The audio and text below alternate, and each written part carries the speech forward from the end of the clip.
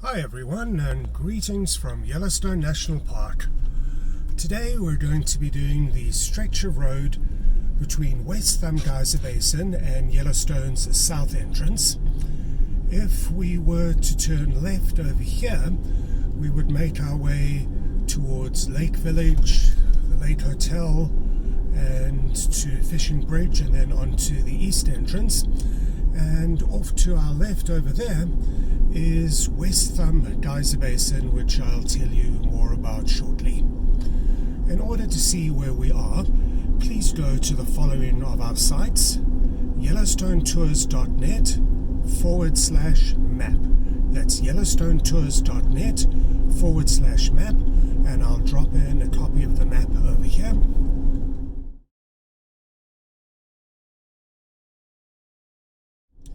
You will notice that West Thumb Geyser Basin is right at the bottom of Yellowstone's lower loop. The roads through Yellowstone make up a massive figure of 8, and we like to divide it for the purpose of our tours into a tour of the lower loop of the figure of 8 and a tour of the upper loop of the figure of 8. Well, if you take a look at the lower loop of the figure of 8, right at the very bottom, right at the south side, you will see West Thumb Geyser Basin. And we, as I mentioned before, have just left West Thumb, that's Yellowstone Lake over there, heading south towards Yellowstone's south entrance. West Thumb Geyser Basin is, to me, the most beautiful geyser basin in all of Yellowstone. For reasons I've discussed in others of these virtual Yellowstone tours, it's not as popular as the main geyser basins on Yellowstone's lower loop, perhaps because it's a little bit further away, but it really is a stunning geyser basin. It also has geological significance. If you take a look at the map that I mentioned to you, if you take a look and you'll see there's a reduced speed area ahead, this is because we're coming to Grant Village. Grant Village was named after President Ulysses S. Grant, who was the president who signed the proclamation that brought Yellowstone National Park into existence in 1872. As you know by now, it was not only America's first national park, but also the world's first national park. And at this time, I may talk a little bit more about that later on in this virtual Yellowstone tour. But to get back to West Thumb Geyser Basin, I mentioned to you, please take a look at the lower loop of the park, and you'll see that there's a soft purple line that more or less follows the lower loop. If we have a look to our right, we'll see that Jackson is 77 miles away. We have to pass through Grand Teton National Park first, but before we get to Grand Teton, we go over something called the Rockefeller Parkway, which is a 6-mile stretch of road between Yellowstone National Park and Grand Teton National Park. I love to go bike riding. I will not ride in Yellowstone during the busy times of the year, or for that I probably wouldn't ride here at all. Look how thin the little trail is on the right where you could put your bike. The problem is that there are just so many points of interest, so much to look at here, that drivers do get distracted, and I'm surprised that there's not more accidents between cars and bikes. I was telling you about West Thumb Geyser Basin, and I mentioned to you, take a look at that soft purple line that more or less follows the outline of Yellowstone's lower loop. That line shows where the Caldera is. That's the gigantic hole in the ground that was left the last time that the Yellowstone supervolcano erupted about 625,000 years ago.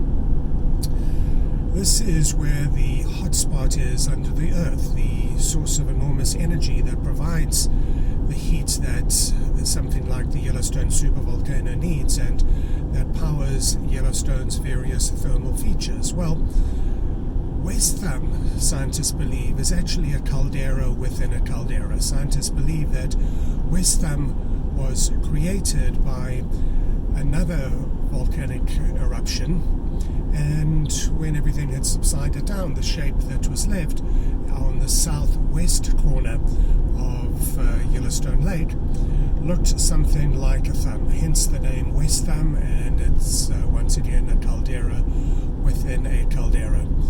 You'll notice also that we are leaving the caldera area, and we're not going to see much in the way of thermal features as we continue south.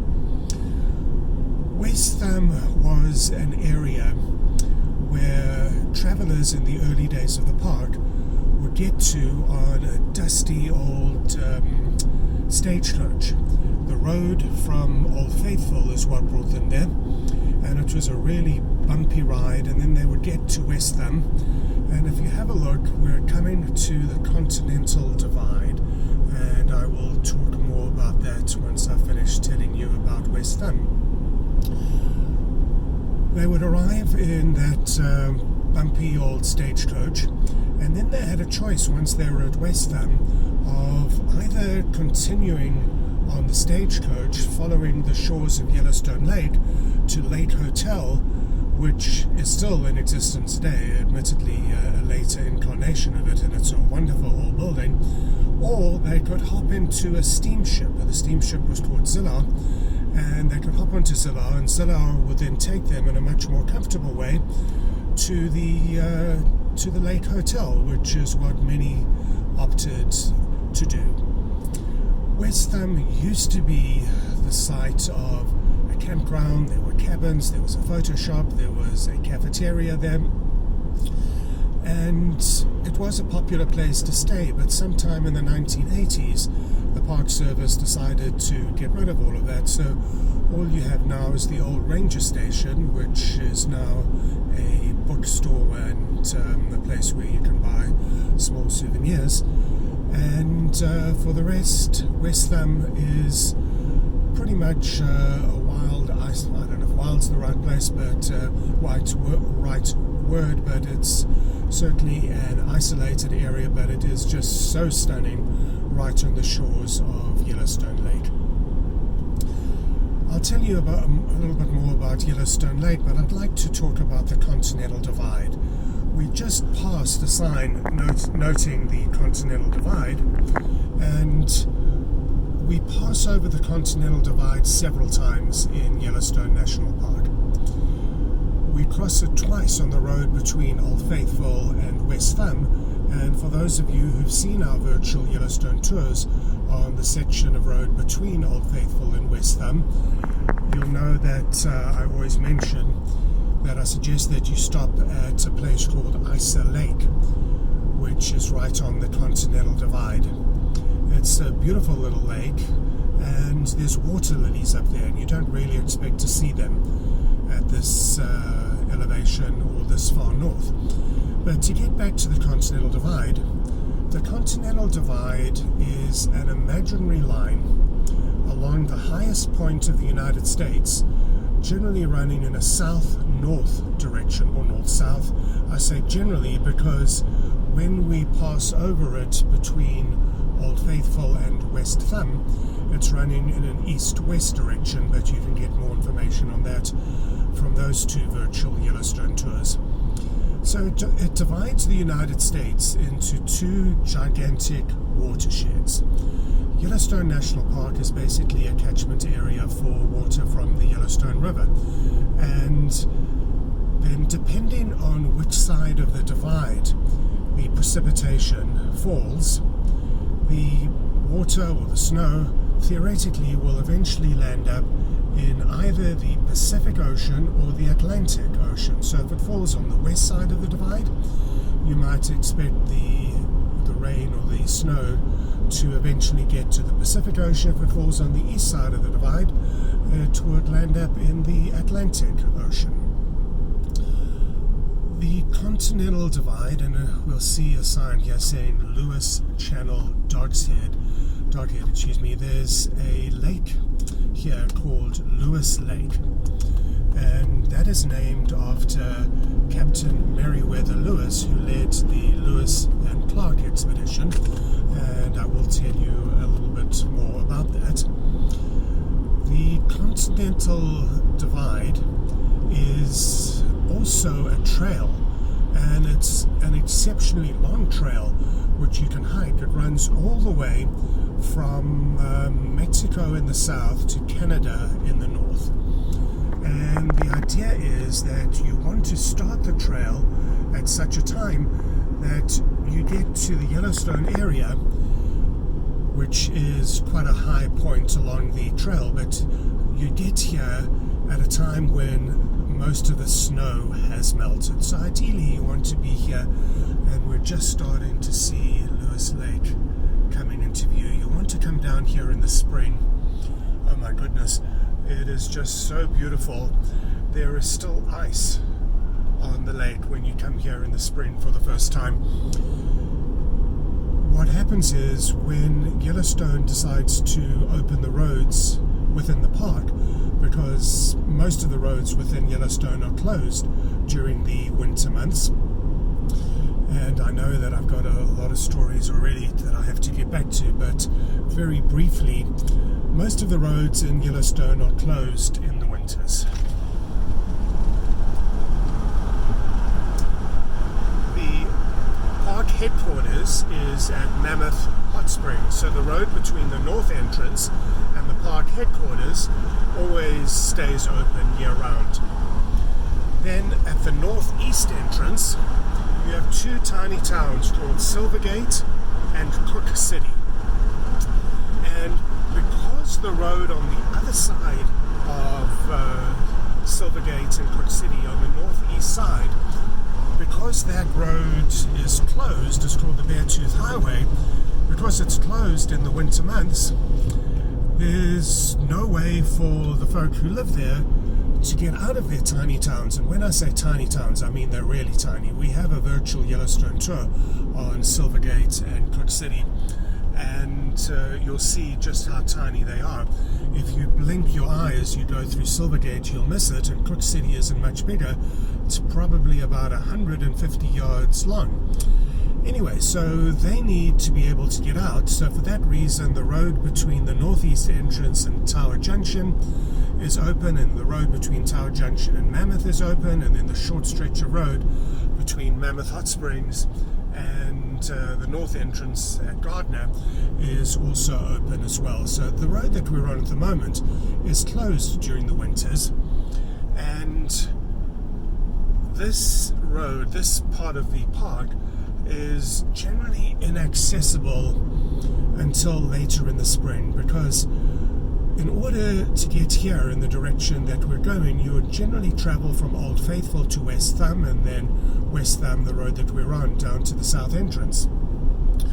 Well, the road between Old Faithful and West Thumb goes over a pass called Craig Pass. And Craig Pass climbs up pretty high. I mentioned that you cross over the Continental Divide twice. And so that road is one of the last roads in the park to open. Generally, the very last roads to open is Dunraven Pass, and that'll open generally towards the end of May. But when they do eventually open this road, when the snow has been ploughed off, you'll come down here and there's still ice on Lewis Lake. And it's really stunning. Just as with Yellowstone Lake, the ice here gets pretty thick. It gets to about 3 feet thick. And so you could, if you were so disposed, to walk on it, just as you can at Yellowstone Lake. So it really is a pretty sight coming here in the early spring, seeing all the ice on Lewis Lake. Let's consider now the name Lewis Lake. I mentioned to you that Lewis Lake was named for Captain Meriwether Lewis. Many people will have heard of the Lewis and Clark expedition. which in the early part of the 19th century was sent to follow the Missouri River and then to explore and blaze a trail towards the west coast of the United States, which is where Lewis and Clark eventually came out. On their trip heading west, they did not come down to the Yellowstone area, but on the way back they split up, and Meriwether Lewis went one way, and William Clark led a pioneering expedition of the Yellowstone River and southwest Montana. Keen history buffs, or those of you who know Yellowstone's history, and I'm going to get back to that in a minute because we're coming to Lewis Falls, and I'd like to stop and get a bit of video here.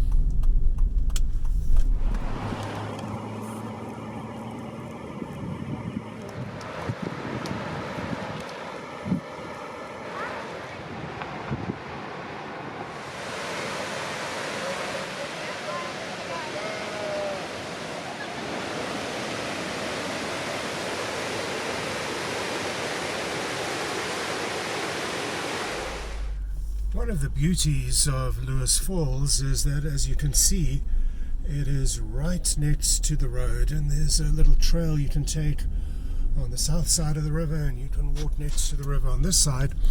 But also have a look at the scenery on the other side of the bridge as well. This really is a really spectacular part of the park. Unfortunately, at the busy times of the year, once again, as you can see, there's going to be a lot of traffic around, a lot of people stopping. There is another waterfall on this stretch of road that is really close to the road as well, but it's not visible from the road. You can see more of that in another one of our virtual Yellowstone tours, excursion diversions, and that is called Moose Falls. And I'll point it out to you if I remember when we get near the southern entrance of Yellowstone. It is probably a 3 or 4 minute walk from the pullout that is next to the road, and the beauty is that you're so often there by yourself. Anyway, to get back to Lewis and Clark, I had mentioned to you that the Lewis and Clark expedition was a major exploratory mission from east to west, and on the way heading west, Lewis and Clark and their party did not come towards Yellowstone at all. But on the way back, I believe I mentioned as well that Meriwether Lewis and William Clark, the two captains in charge of the expedition, decided to split up, and it was William Clark, who led the first major exploration of the Yellowstone River and southwest Montana. They had with them the legendary Sacagawea, and you can read a lot more about her elsewhere. But Sacagawea was a Native American or Indian woman, and there's some discussion as to whether she was employed as a guide or as an interpreter. She certainly was an interpreter, but she was of great value to Clark, and she recommended that from where they were up to the north of Yellowstone, they take a pass which we now know as Bozeman Pass, which runs between the city of Bozeman and the town of Livingston along Interstate 90 in southwest Montana, or northern part of the US.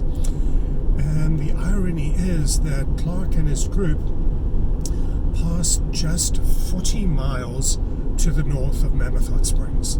They never actually got to see the thermal features. But they did make their way down the Yellowstone River, which is the main tributary of the Missouri River. In point of fact, that where they meet up in the upper part of the Missouri, the Yellowstone River is actually quite significantly bigger than the Missouri River. This is also where the name Yellowstone may have come from. It is believed that it got its name from the Hidatsa Indians, the Hidatsa Native American tribes. And this over here is the Lewis River flowing through the start of the Lewis Canyon. And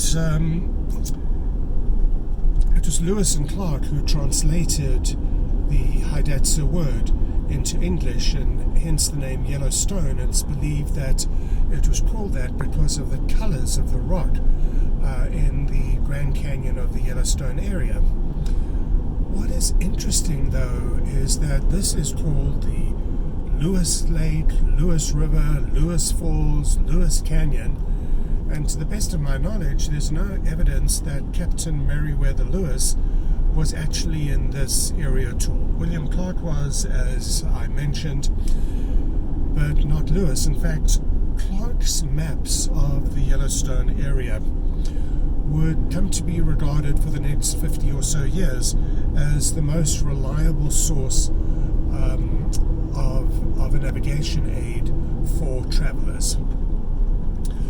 One of Lewis and Clark's men, John Coulter, who's regarded as being the first of what's called the mountain men. Just have a look at the canyon down there if you can. Notice how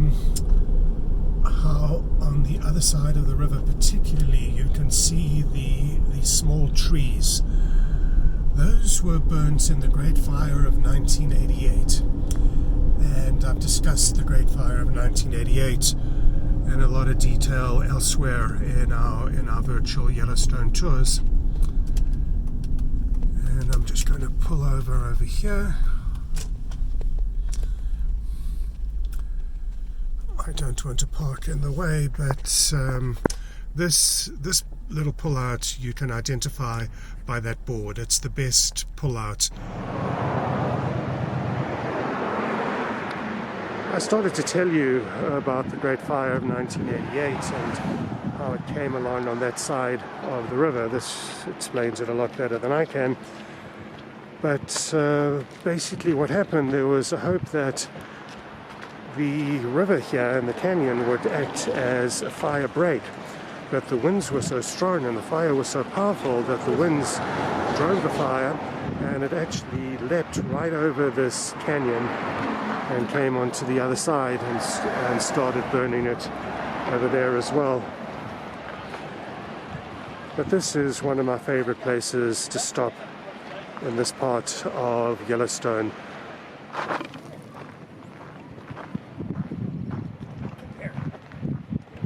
Please be very careful if you come down here and don't get anywhere near the edge. The drop-offs are really precipitous. Stay well away from the edge.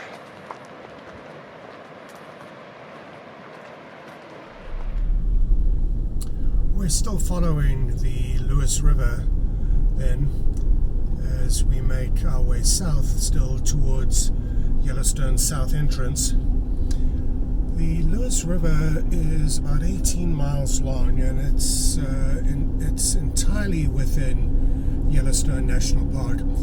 It starts at the south end of Shoshone Lake, and Shoshone Lake, those of you who've seen other of our virtual Yellowstone tours may recall, is the largest lake in the United States that is not reachable by a road.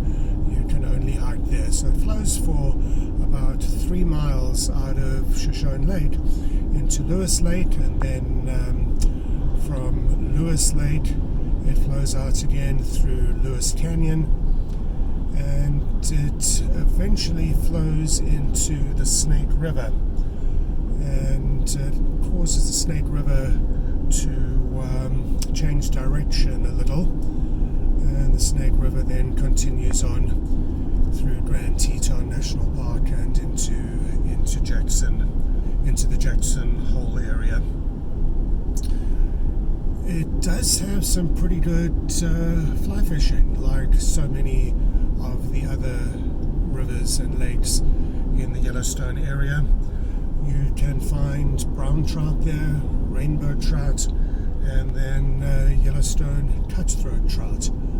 are also to be located, or also to be found in the Lewis River and also Lewis Lake.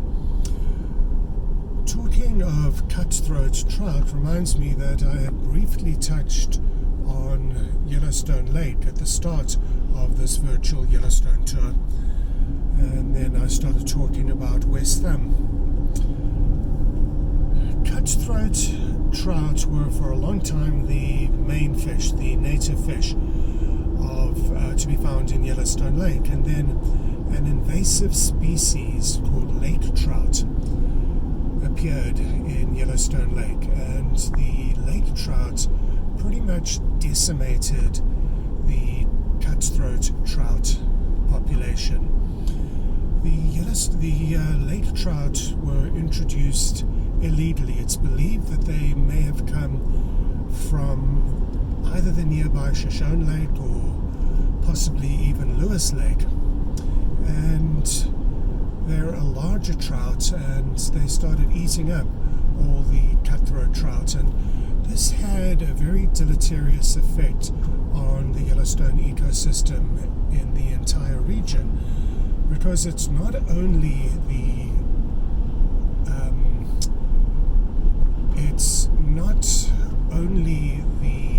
cutthroat trout which are needed for a healthy ecosystem. If the lake trout get rid of a large number of the cutthroat trout, it means that other species, notably of which is the grizzly bear, other species can also start to disappear from that area. Amongst other foods that grizzly bears eat are cutthroat trout, and if the cutthroat trout numbers dwindle, the grizzly bears will move elsewhere. They're not the only ones. Osprey rely on cutthroat trout for some of their diet, and so do otters. So the introduction of the lake trout into Yellowstone Lake became very problematic, and the National Park Service here decided that they needed to do something about it.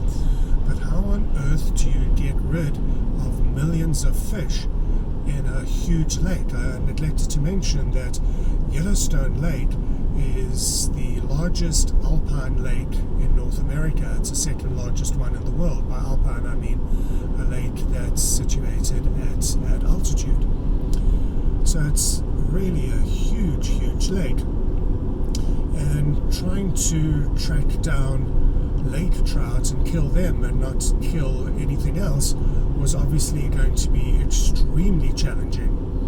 And various ideas were thought of. One of them was to vacuum up the lake trout, another one was to electrocute them, another one was to introduce eels into Yellowstone Lake, but goodness knows what the consequences of introducing another invasive species into the Yellowstone ecosystem would have been. Eventually, the Park Service decided to try gill netting. Now, gill netting has a really bad reputation elsewhere in the fishing world for the fish that are killed that are not necessarily targeted by the gill nets. But here, it actually worked wonders. What happened was that authorities knew that the lake trout are to be found at deeper down in Yellowstone Lake. So the gill nets, for the most part, were placed deeper in Yellowstone Lake. They were also designed in such a way that it would be possible for the smaller cutthroat trout to swim through the nets a lot of the time, and the larger lake trout would be caught. And this has actually worked exceptionally well. Millions of lake trout have been removed from Yellowstone Lake.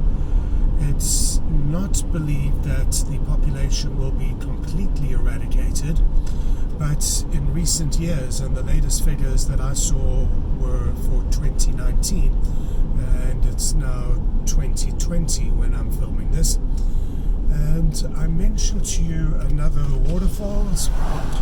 That over there is the parking lot and the little trailhead to Moose Falls, which I mentioned is just after Crawfish Creek. And I mentioned to you that was another waterfall that was very easily accessible, but not anywhere near as popular as Lewis Falls, because it's not visible from the road. But it is an easy stroll down there. It's very close to the road. It is mostly sand, gravel and stone, so do take precautions. Wear a good pair of walking shoes, have a hiking pole with you, but you'll come back with some good pictures. Generally speaking, it's better to go there in the mornings if you are in this area, because the sun is in a much better position relative to the falls. I mentioned that the scheme to eradicate lake trout from Yellowstone Lake was working, because in recent years the number of lake trout that have been pulled out has diminished, dropped fairly significantly, which is a sign, hopefully, that they are being eradicated. Unfortunately, we are approaching Yellowstone's south entrance, and I am going to have to end this virtual Yellowstone tour pretty soon. Before I do that though, my favorite picnic area in the whole park is this one over here, the Snake River picnic area. It really is stunningly beautiful right on the Snake River. And I am going to pull over here. Thank you for joining me on this virtual Yellowstone tour. If you enjoy our virtual Yellowstone tour series, please consider giving us a thumbs up and subscribing to our channel. Otherwise, see you in Yellowstone.